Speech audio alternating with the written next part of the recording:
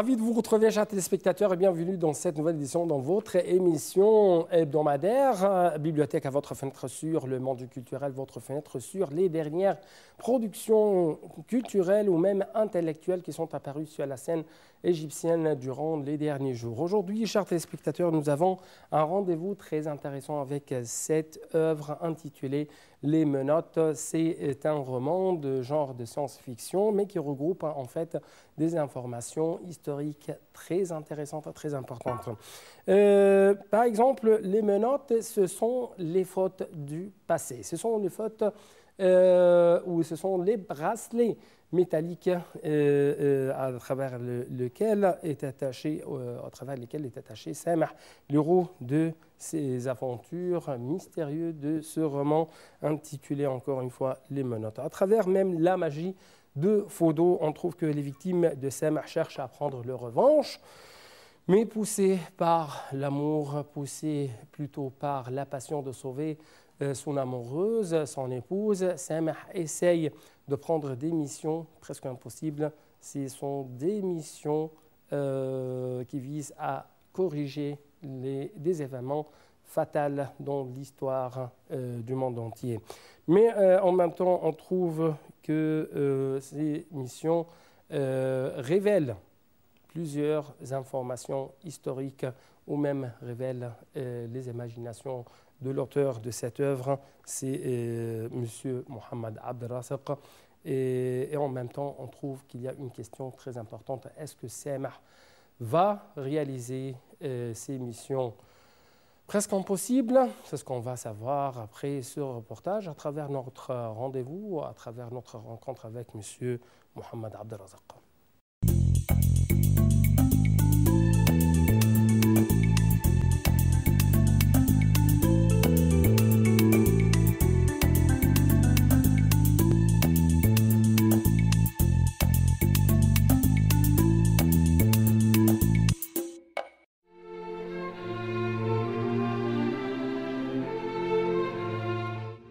Le voodoo, plus rarement appelé voodooïsme, est une religion originaire de l'ancien royaume de Dahomey en Afrique de l'Ouest. Pratique occultée éclatée en multiples communautés, cette religion d'ordre cosmique, issue des cultes animistes africains, est toujours largement répandue aux Caraïbes et en Amérique.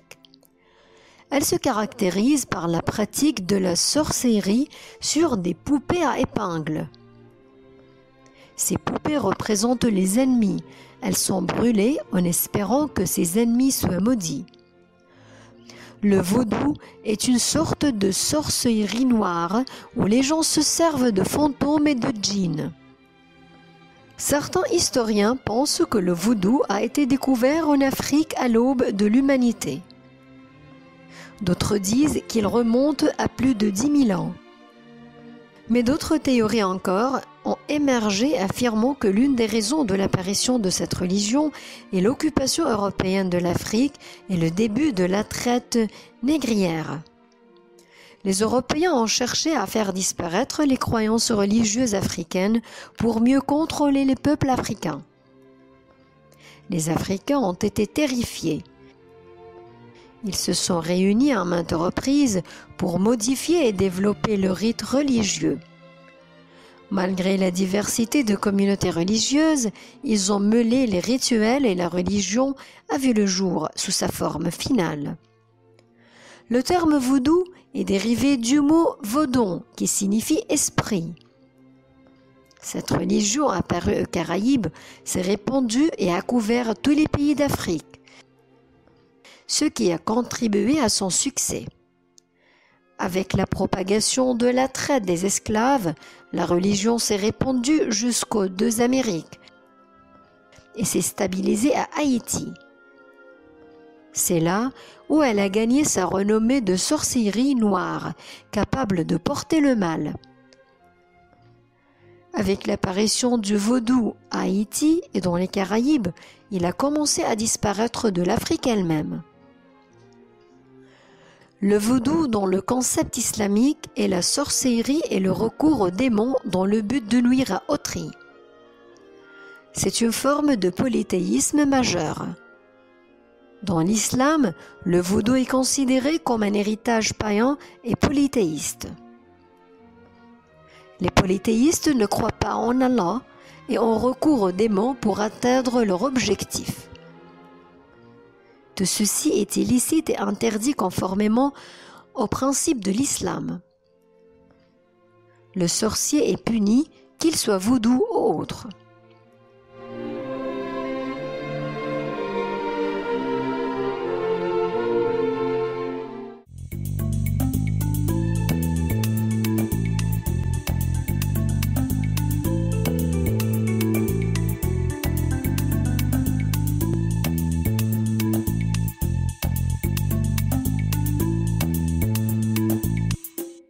Donc, chers téléspectateurs, nous sommes aujourd'hui, ou nous avons aujourd'hui un rendez-vous très important. C'est bien sûr cette œuvre intitulée Les Ménotes. Et comme vous savez, nous allons continuer avec notre invité, l'auteur de cette œuvre, M. Mohamed Abdelrazak, les événements, les dimensions de ce roman pendant cette édition. Je retourne aux magies du vaudou. C'est un trait de ce roman Arlène. À travers le magie du vaudou, comme il disait, il est un des plus atroces magies noires exploitées par Mila, la fille de Zosha. Avec la fille de Zosha, la fille russe qui a été violée, la sœur de Zosha, c'est Nirvana.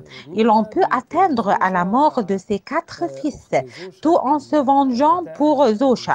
Exactement, la magie du vaudou a une origine africaine. La magie du vaudou a eu lieu jusqu'à aujourd'hui en Amérique et il est prohibé au niveau international. Ce qui est arrêté quand il pratique la magie du vaudou en Amérique, il se condamne à mort sans jugement parce qu'il crée un état d'erreur et d'effroi entre les gens d'une façon extraordinaire. Comment vous pouvez chuter quelqu'un ou vous pouvez détruire quelqu'un dans une autre place? Vous êtes dans une place et celui-ci dans une autre place. Comment à travers des simples choses? Et si nous avons la compassion et la sorcellerie, apporter une pièce de vêtement? Non, là-bas, à travers des convictions tranchantes en Afrique, il va se faire chuter et faire démolir quelqu'un s'il le veut. Je fais diriger toute mon énergie, toute l'énergie du magie contre vous. Donc, tu vas se démolir, tu vas se chuter. Je ne prenais pas comme aide cela seulement. Non, j'avais également les énergies des réacteurs ou qui ne sont pas technologiques. La partie du diplôme, les prêtres, c'est un autre part. Mais laissez-moi arrêter devant ce magie et le danger de ces magies. Ce magie, vous êtes dans une place et nous avons regardé beaucoup de films occidentaux qui ont parlé en ce qui concerne ce point. Très rare quand ils citaient le mot vaudou dans les films. Le nom lui-même crée de la terreur. Il n'y avait pas un jet de la lumière, comme j'avais collecté toute la force pour faire détruire ses mères et ses copains. Également, parmi les techniques utilisées par les victimes pour se venger de ces 4 jeunes corrompus, le moyen du prêtre du Tibet. Et il y avait ce qui est surnommé le secret majeur, qui est l'histoire ou l'aventure du secret majeur. Bon, le secret majeur est j'avais lu beaucoup en ce qui concerne ce secret. Vos capacités humaines, vous ne le savez pas. Vous ne dévoilez pas vous-même. Si vous allez découvrir vous-même, vous allez être un homme supernaturel. On n'utilise pas de nos capacités humaines que 10% seulement. Si ces capacités commencent à se hausser ou atteindre par exemple 250 ou par exemple 50%, vous pouvez ou 70%, vous pouvez arriver à ce qui est nommé ESP. et c'est le réacteur. Vous pouvez faire bouger des corps de son place avec un espace très loin, avec votre énergie et avec votre capacité. Les prêtres du Tibet ont découvert une découverte très simple. Et ce que les éléments alimentaires qui entraient à l'intérieur du corps. Tant ce que les éléments s'augmentent avec toute cette quantité de nourriture qui est en train fait élever l'aspect spirituel qui est en votre dedans et surmonte l'énergie de la pensée qui se trouve. Ils commencent à avoir comme aide quoi? Ils mangent ce qui les suffit seulement et ils commençaient à faire adapter leur corps et dans des atmosphères très bizarres. En preuve, ils montaient en haut des montagnes du Tibet. Vous regardez là-bas comment est l'atmosphère et comment sont les degrés de la température. Et il assisaient dans des cavernes là-bas.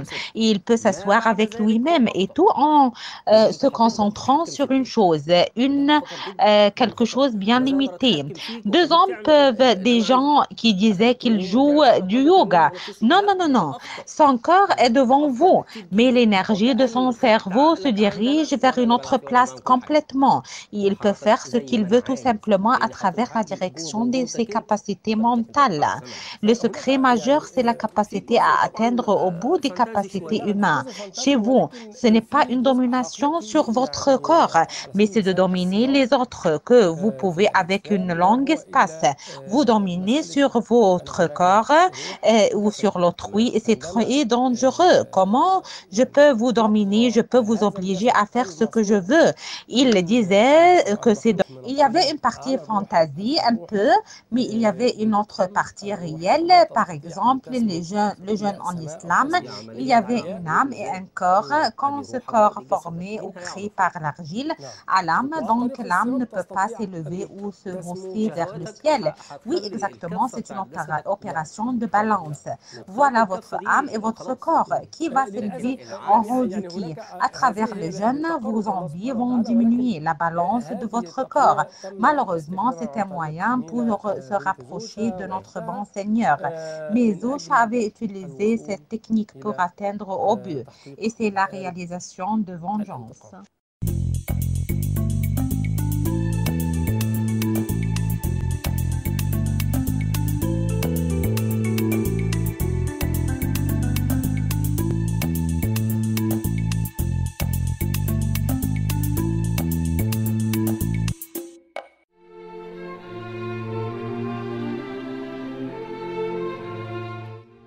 Les racines de la science-fiction remontent à la science des mythes ou la mythéologie.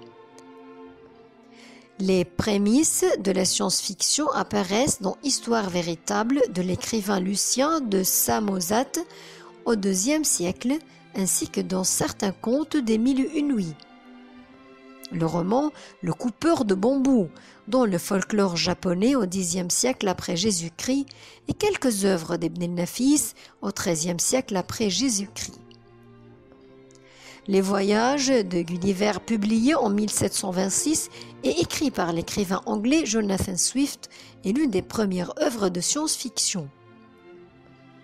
Il y a aussi Microméga de l'écrivain et philosophe français Voltaire, de même que Somnium de Jonas Kepler. Isaac Asimov et Carl Sagan l'ont considéré comme le premier roman de science-fiction. Dans ce roman, Kepler essaye de diffuser la doctrine copernicienne en détaillant la perception du monde qu'un observateur aurait depuis la Lune.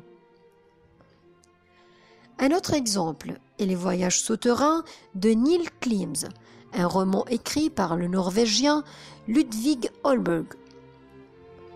Il y a aussi Frankenstein, publié en 1818 par Mary Shelley. L'auteur anglais de science-fiction Brian Aldley l'a considéré comme la première œuvre de science-fiction. Après l'évolution du roman au XVIIIe siècle, en tant que forme littéraire, les œuvres de Mary Shelley sont apparues au début du XIXe siècle comme Le Dernier Homme, ce qui a permis de déterminer la forme des romans de science-fiction. Peu de temps après, Edgar Allan Poe a écrit un roman sur un voyage vers la Lune. De nombreux exemples de ces romans sont apparus tout le long du XIXe siècle.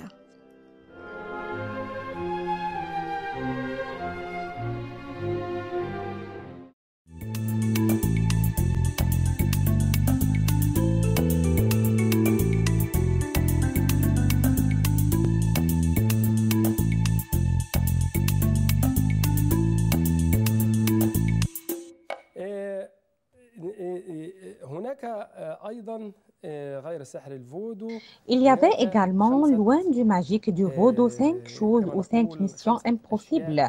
Mais ce sont des missions que Nirvana avait fait allusion à Sameh et à Shlenko pour le changement du courant des événements dans le passé, pour le but à débloquer les fautes à Manel et au père Drof. Le premier de ces faits était le peste, qui avait détruit le tiers de la population de l'Europe et le tiers de la population de la Chine. Est-ce que les jeunes ont réussi à changer le courant des événements de l'histoire? Laissez-moi parler rapidement dans un point. Pourquoi 5 missions? Pourquoi pas 4 missions, pas 3? Quand vous remarquez 5, c'est-à-dire entraves ou obstacles, ou 5 comme l'Arlel ou les chaînes. Quand vous allez exécuter la mission, vous allez débloquer une partie de ce cercle qui les bloque, qui les entrave. Comme j'avais choisi 5 missions qui sont allées en parallèle avec les 5 fautes. Et ici est devenue l'idée. Oui, personne ne peut changer l'histoire parce que si l'histoire se change, donc tous les événements se changent. Donc, on va répéter notre vie de nouveau. Mais j'avais choisi la difficulté de la mission comme une certaine impossibilité. Bon, changez pour moi cette mission. Quelle est cette mission? La première mission chez vous est le peste. Il avait tué effectivement le tiers du monde. Oui, mais avec ses capacités, je peux faire retourner toute chose, comme elle est trahie. Qu'est-ce que je vais faire avec la maladie du peste? Je peux citer les 5 erreurs consécutivement. Et c'est tout. Mais j'avais fait de chaque faute une mission. C'est ça ce que j'essaye à l'innover dans mon roman. Je déploie beaucoup de ce point. Je déploie beaucoup d'efforts dans ce point, oui. Mais vous avez essayé à enrichir les informations du lecteur. Oui, exactement. À travers que vous entrez dans l'histoire et vous présentez des preuves et vous les reliez avec l'actuel. Laissez-moi vous dire un sujet très important qu'il y avait une sagesse très sage et très belle que vous ne pouvez pas changer les fautes du passé, mais vous pouvez changer les fautes du présent, de l'actualité, pour un futur plus préférable. Oui, exactement. Il y avait un point dans la maladie du peste et vous avez lu bien sûr le livre et je vais savoir votre opinion après l'édition.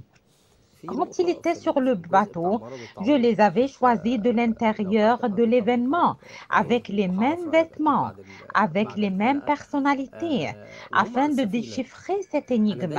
Quand il était sur le vaisseau, comment vont-ils signaler pour l'autre vaisseau qui est à l'encontre, pour les informer qu'il y avait une maladie à travers le CIMA 4 ou le sémaphore. J'étais assistant pour le leadership du scout maritime au niveau de la RAE. Nous avons une méthode qui s'appelle sémaphore ou CIMA 4. Quand nous étions dans une place et je n'avais aucune technologie, je peux signaler à un autre vaisseau qui viendra pour qu'elle sache mes directions comme une langue. J'aime mettre cette partie pour la fonctionner ici, comme je prenais quelque chose de mon vie, que je l'avais vécu à l'intérieur de l'histoire. El Arlel ou les chaînes était un roman qui me fatigue parce que je ne collecte pas une partie et c'est fini, je collecte des choses qui concernent mon travail et ici et là-bas pour exclure enfin un ouvrage qui me satisfait et qui satisfait le lecteur. Premièrement, on veut arrêter de vendre la personnalité du Samh. Et l'amour est formateur pour les miracles. Peu et pas pour toujours, oui bien sûr, mais il peut mettre fin à la vie de quelqu'un, notamment si c'est un amour fidèle. Laissez-moi arrêter devant un trait du Samh. Samh a été changé. Pas Samh le tapageur, le capricieux qui avait toutes les grâces et il est capricieux par les vies d'autrui, avec l'amour d'autrui, parce qu'il est sous presse. Tout homme, quand il est devenu sous un certain presse, son personnalité se change chaque jour, chaque heure. La presse était très difficile à lui-même. La presse psychologique est plus difficile également et plus grande que la presse corporelle. Quand je vous presse sur quelque chose dans votre corps, vous surmontez. Mais quand je vous presse par quelque que vous l'aimez, la torture ici et là est plus grave. Comme la mère voit son fils fatigué, elle se fatigue vu de la fatigue de son fils. Quand son fils se guérissait, elle devient malade. Pourquoi? Parce qu'elle surmonte à son intérieur et elle ne révèle pas. Comme Samh, durant tout le temps, prenait des coups et il surmonte et son personnalité se change. Pour qui? Pour Manel et pour l'avoir enfin. Et il espère en fin de compte de l'avoir. Il avait décidé à entrer dans tous ces dangers pour avoir ce trésor. Parce que Manel se considère comme un trésor qu'il espère pour tout le temps de l'avoir. Malheureusement, nous devons nous arrêter pendant cette édition, mais je dois vous promettre, chers téléspectateurs, que dans la deuxième édition de cet ouvrage intitulé Les menottes, nous allons savoir ensemble quelles sont les aventures qui attendent les héros de ce roman. Donc, il ne me reste que vous dire à tout à l'heure.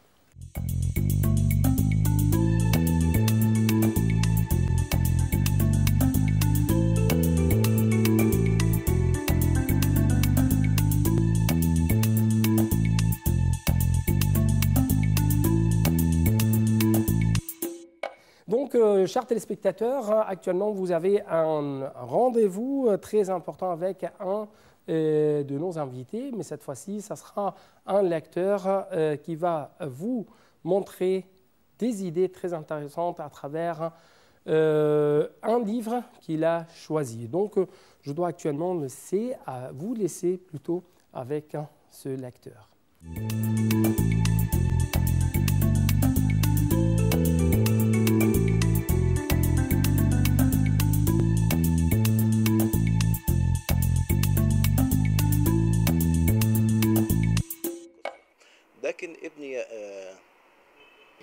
Hay Ben Yaqzan est un livre philosophique. Avicenne était un philosophe qui a écrit plusieurs livres. Il était aussi médecin. Les universités étudiaient ses livres dans ce domaine. Mais il était connu pour sa philosophie islamique.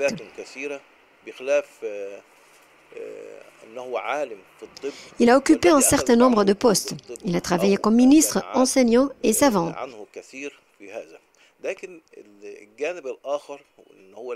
Il changeait toujours de place. Un jour, il était ministre, un autre, lorsque le calife se mettait en colère contre lui, il le transférait. À l'époque où il a écrit le livre, il était enfermé dans la forteresse d'Hamadan.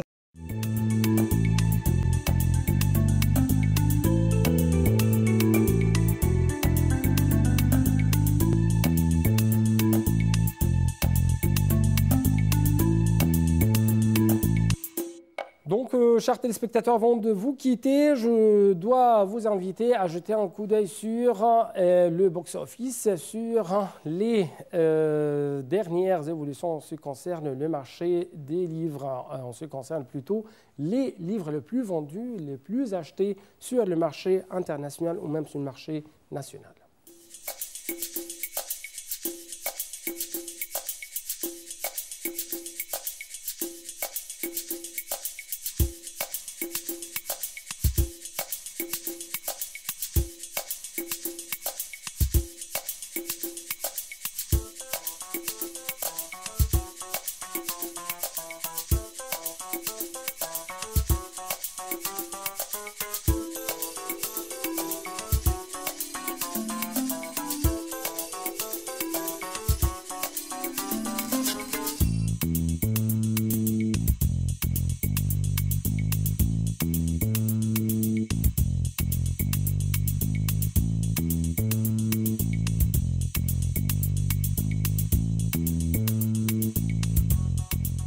Malheureusement, le temps passe très vite, mais comme d'habitude. Avant de vous quitter, je dois vous rappeler, chers téléspectateurs, que vous pouvez nous suivre à travers Facebook/bibliothèque. Donc, vous ne devez pas rater de nous suivre à travers le Facebook. Au revoir.